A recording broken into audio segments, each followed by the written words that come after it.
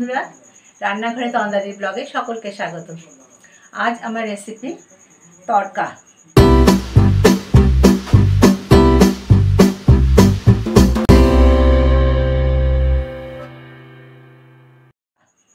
তড়কাটা আমি করার জন্য 4 ঘন্টা আগে ভিজিয়ে রেখেছি। এখানে অরহর ডাল আছে, ছোলার ডাল, গোটা মুগ, রাজমা সব ভালো করে ধুয়ে আমি এটাকে ভিজতে দিয়ে দিয়েছি। এবার এটাকে আমি সেদ্ধ করতে দেব।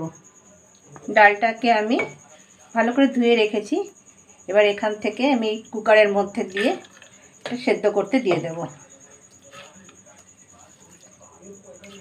ডাল তড়কা করার জন্য আমার এখানে ছোলার ডাল, গোটা মুগ, রাজমা, অরহর সব নেওয়া আছে। এটাতে খেতে খুব ভালো হয়।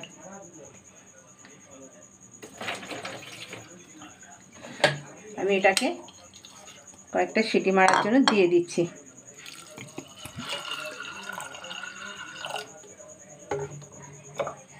এটার মধ্যে আমি দিয়ে দেব একটু রসুন কুচি, একটু কাঁচা লঙ্কা আর সামান্য একটু আদা। সেদ্ধ সময়টাতেই ডালের সঙ্গে দিয়ে দেব।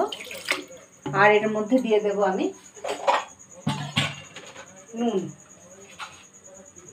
নুন একটু দিয়ে দিলাম। আর দিয়ে দিচ্ছি আমি একটু হলুদ। এবার এটাকে আমি সেদ্ধ করতে দিয়ে দেব। কয়েকটা সিটি পড়ার জন্য এটা অপেক্ষা করে নেব। ডালটা আমার কয়েকটা সিটি পরে আমি অপেক্ষা করলাম ঢাকনাটা খোলার জন্য। ডালটা আমার পুরো সেদ্ধ হয়ে গেছে।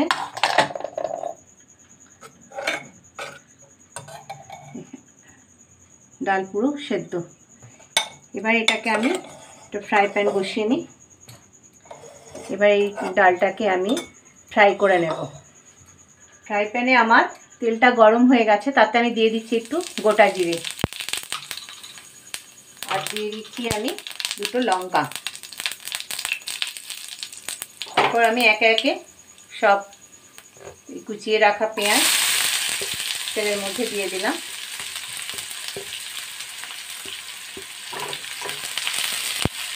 এটাকে আমি একটু আগে ভেজে নেব।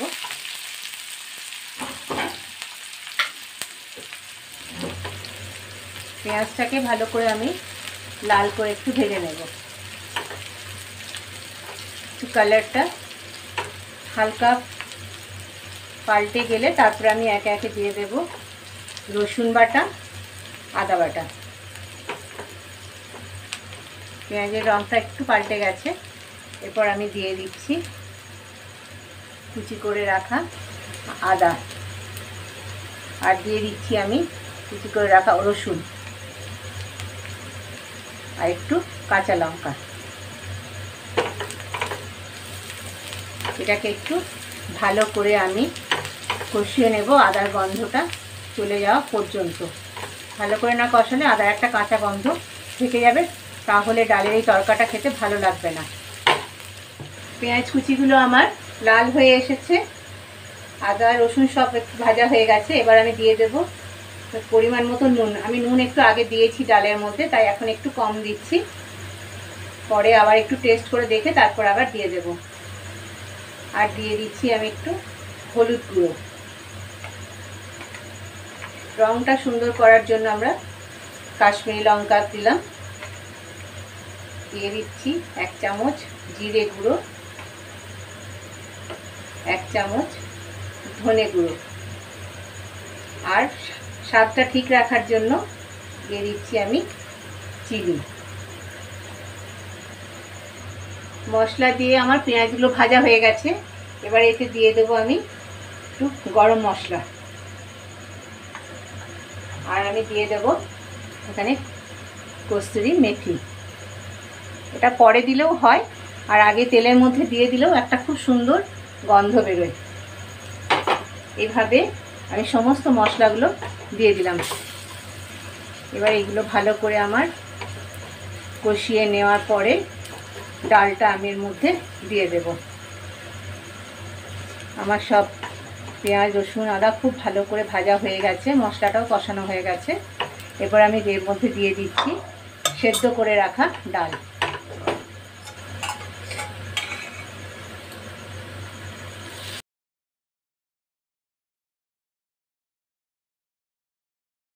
সেদ্ধ করে রাখা ডাল আমি এর মধ্যে দিয়ে দিলাম। এইভাবে ডালটা পুরো একটু ম্যাশ করে দিতে হবে, তাহলে একটু গ্রেভিটা ভালো হবে। এইভাবে ডালটা এইভাবে ভালো করে পেঁয়াজ রসুনের সাথে খুব ভালো করে আমি একটু আগে কষিয়ে নেব। এইভাবে চামচে করে একটুখানি পেস্ট করে দিচ্ছি, তাহলে ডালটা বেশ একটু গদগদে টাইপের হবে, গ্রেভিটা ভালো হবে। এইভাবে মশলার সাথে যতটা কষিয়ে নিতে পারবো খাবারের টেস্ট ততটাই সুন্দর হয়। এইভাবে তরকাটা একটু নুন ঝাল ভালো হয় খেতে। এটা তো রুটি দিয়ে, নান, রুটি, পরোটা সবার সাথেই খেতে খুবই ভালো লাগে। একঘেয়েমি তরকারির পরে এই ধরনের রেসিপি বানাতে পারলে খাবারের স্বাদটা একটু ভালো লাগে, একটু নতুনত্ব লাগে। ডালটা আমার ভালো করে কষানো হয়ে গেছে। এবার এর মধ্যে আমি একটু জল দিয়ে দেব। জলটা একটু পরিমাণ মতন দেব, কারণ একটু ফুটতে দিয়ে দেবো যাতে মশলাটা আরেকটু ভালো করে ডালের সাথে মিশে যায়। এভাবে আমার ফুটতে আরম্ভ করেছে। একটু সামান্য জল দিয়ে দেব, ডালটার সাথে একটু ভালো করে ফুটে যাক। তরকা আমার তৈরি হয়েই গেছে। এইভাবে ফুটছে, আস্তে আস্তে এটা ঘন হয়ে গেছে। খুব বেশি পাতলা করব না, আর খুব চাপ চাপ হবে না, এরকম মাঝারি থাকবে।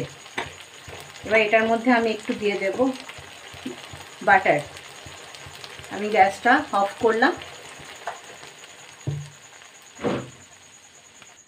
আমি ওভেনটা অফ করে দিয়েছি। এবারে এর মধ্যে আমি দিয়ে দেব একটু বাটার। বাটারটা দিলে আর একটু তরকার সেন্ট বেড়ে যাবে, গন্ধটা খুব সুন্দর হবে, আর একটু স্বাদটা আলাদাভাবে হবে। একটু বাটার দিলে খাবারের স্বাদটা অনেকটাই বেড়ে যায়। এইভাবে বাটারটা দিয়ে দিলাম। আমার তরকা কমপ্লিট হয়ে গেছে। আমি এটাকে এবার প্লেটিং করে নেব। আমার তরকা তৈরি হয়ে গেছে। এবার আমি একটা বোলের মধ্যে নিয়ে নেব। বোলের মধ্যে দিয়ে আমি একটু গার্নিশ করে দেব।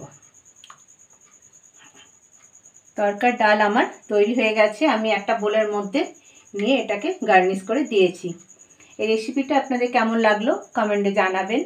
লাইক করবেন, শেয়ার করবেন, ফেসবুকে যারা দেখবেন ফলো করবেন, আর ইউটিউবে যারা দেখবেন সাবস্ক্রাইব করার জন্য অনুরোধ রইল। ধন্যবাদ।